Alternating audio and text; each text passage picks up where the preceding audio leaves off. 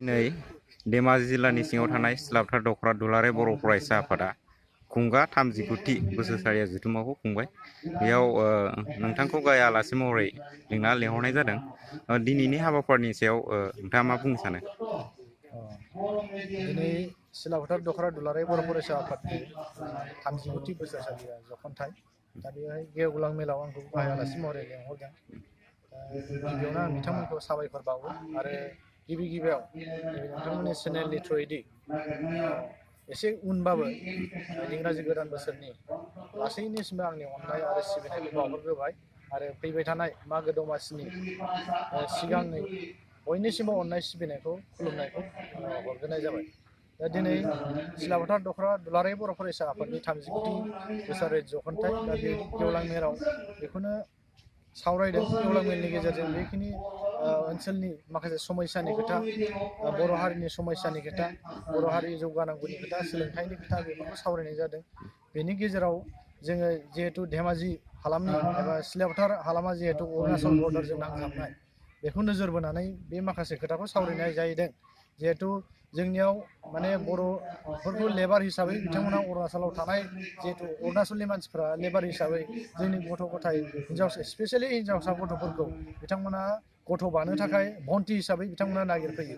दा बेवहाय जोंनिया बर' मानसिफोरा गोबां रोखोमनि जेंना जानो गोनां जायो। बिदिनो सोरबा सिख्ला देरबाय, सिख्ला देरनाय समाव बिदिनो जिनाहारि खालामनानै हरजायो, सोरबा बिदिनो बायदिसिना निर्यातन खालामना हरजायो। दा बेवहाय आं बेखौनो बुंदों, दिनैनि जोंनि रायजो राजाफ्रा बैफोर जेंनाखौ मोगा मोगि जानो थाखाय साखाफारा जानांगौ आरो जायफोर जोंनि गामिफोराव जोंनि बर' मानसियानो एजेन्ट हिसाबै नागिरनानै फैयो, बैफोरखौ जोङो बन्द' खालामनांगौ आरो बिथांमोनखौ नुयोब्ला जोंनि दख'रानो खबर होनांगौ आरो रायजो राजाया बिथांमोननो सावरायनानै बिथांमोनखौ हमनायनि बेब'स्थाखौ लानांगौ। बे खोथाखौ आं सावरायनाय जादों। आरो लोगोसे नैबेयाव जोंनियाव जिहेथु जोङो धेमाजि हालामनि जा समयसा एबा जोंनि उन्दै बैसोआव हाबा जानाय, बे जेंनाया जोंनियाव बारानिफ्राय बारा जादों। बेखौबो नोजोर बोनानै फंनैसो खोथा बुंनाय जादों। जिहेथु जोङो उन्दै बैसोआव हाबा जानायखौ होबथानांगौ जायोब्ला जों एबसुआल' एबा दुलाराय बर' फरायसा आफादाल' बेखौ बन्द' खालामनांगौ बुंब्ला जाबाय थानाय नङा। दा बेनिखायनो आं गासैबो जेसेबांनाखि बर'नि माहारियारि आफादफोर दं आरो रोंगौसा बिथांमोन दं आरो गारजेन बिथांमोनखौबो बे मेलनि गेजेरजों आं बेखौनो खावलायदों, बिथांमोना नैबे उन्दै बैसोआव हाबा जानायखौ होबथानांगौ आरो धोरोमारि आफादफोरखौबो जों खावलायदों। जिहेथु जे धोरोम आफादफोरा जोंना बायदि बायदि खृष्टान, बाथौ, ब्रह्म, सतसंगि गुबुन गुबुन धर्मफ्राव थायो। बे धर्म आफादा नैबे हाबा दाननाय हाबाफारिखौ जों नैबे 18 इयार्सनि गाहायाव हाबा जानाय गथ'फोरखौ नैबे हाबानि दाननाय हाबाफारि बै जिनिसखौ खालामनाङा होननानै आं बेयाव खावलायदों। आरो बिथांमोना जुदि जोंनि मोजां खावलायनायाव जुदि मानियाबा जों बिथांमोनखौ आयेननि बेब'स्था लानानैबाबो जों बन्द'खौ खालामथारनांगोन। आं बे समाव बेखौ खावलायदों। आरो बेनि गेजेराव आं मोनसे खोथाखौ रोखा बुंनो सानदों। जिहेथु जोंहा नैबे साननैसो सिगां मोनसे खोथा दावराव जाबाय थादों। जिहेथु आरोबाव गुबुन मोनसे एबसु आफाद दानायनि खोथा। दा बेखौनो दुलाराय बर' फरायसा आफाद हिसाबै रोखा बुंनो नागिरदों। जिहेथु एबसुआ एबसु हिसाबैनो थाबाय थागोन, बेयाव गुबुन आफाद दायैनि खुनु खोथा गैया। एबसुआ जेब्लासिम बर' हारिया थांनानै थागोन, बर' हारिया थागोन, अब्लासिम एबसुआ थागोन। हय बेनि दैदेनगिरिफ्रा सोलाय सोल' जागोन, खिन्थु एबसुआ एबसु हिसाबै थाबाय थागोन, जाथिनि थैनाय थांनायनि खामानि मावबाय थागोन। जिहेथु जेराव बेयाव आफाद गोदान दानायनि खोथा ओंखारदों, दा बेवहाय जाय बिथांमोना दानो नागिरदों आरो दाबाय, जों बिथांमोनखौ सोंखारिदों। बिथांमोना जुदि दादोंब्लाबो बैयाव बिथांमोना बेखौ बन्द' खालामफिननांगौ आरो बिथांमोना जुदि गावनि राजनितियारि मोनथायनि मुलाम्फानि थाखाय बै आफादफोरखौ दादों, जों बेखौ क्लियार खालामना होदों।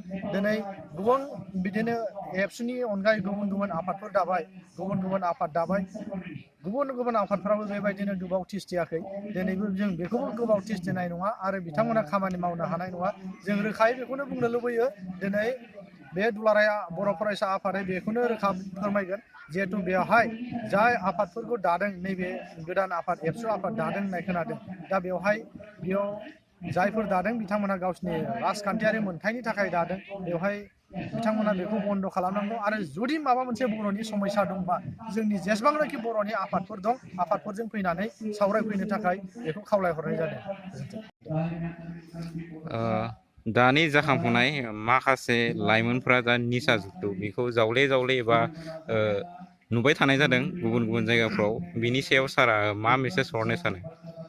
नंगौ, दिनै जोंनि बर' समाजावल' नङा बिदिनो गुबुन गुबुन हारिफ्रावबो दङ जोंनि बर' लाइमोनफ्राबो बिदिनो निसा जानाय ड्राग्स जानाय भां जानाय जौ बायदिसिनायाव गोबां माने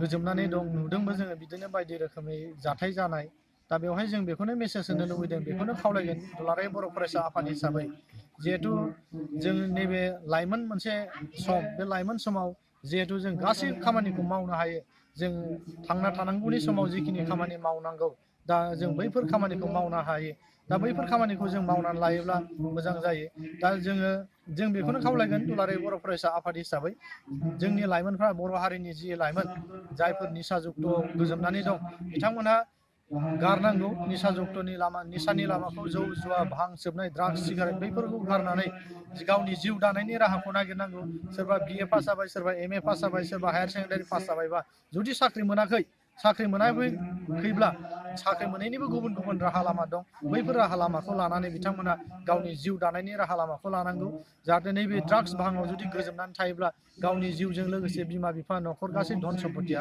दंस' जालांगोन जों बेनिखायनो दुलाराय बर' फरायसा आफादा बारे बारे खावलायदों गले गले खावलायदों बैफोरनिफ्राय जोंनि लाइमोनफ्रा जानगार जानांगौ जुदि नोंथाङा फरायनो हालाब्ला नोंथांनि न'खरा फोरोंनो हालाब्ला नोंथाङा जिउ दानायनि अल्टारनेट गुबुन लामा लानांगौ जेरै बिदिनो बायदि रोखोमनि खामानि दं नोंथां कम्पिउटार मेकानिक सोलोंनो हायो मबाइल रिपेयारिं खामानि सोलोंनो हायो बाइक मेकानिक मटर गारिनि मिस्ट्रि सोलोंनो हायो फार्निचार मिस्ट्रि सोलोंनो हायो बैफोरबायदिनो गुबुन गुबुन मोजां खामानिखौ सोलोंनानै गावनि जिउखौ मोजां दैदेनलांनांगौ जों बेखौ खावलायनाय जायो।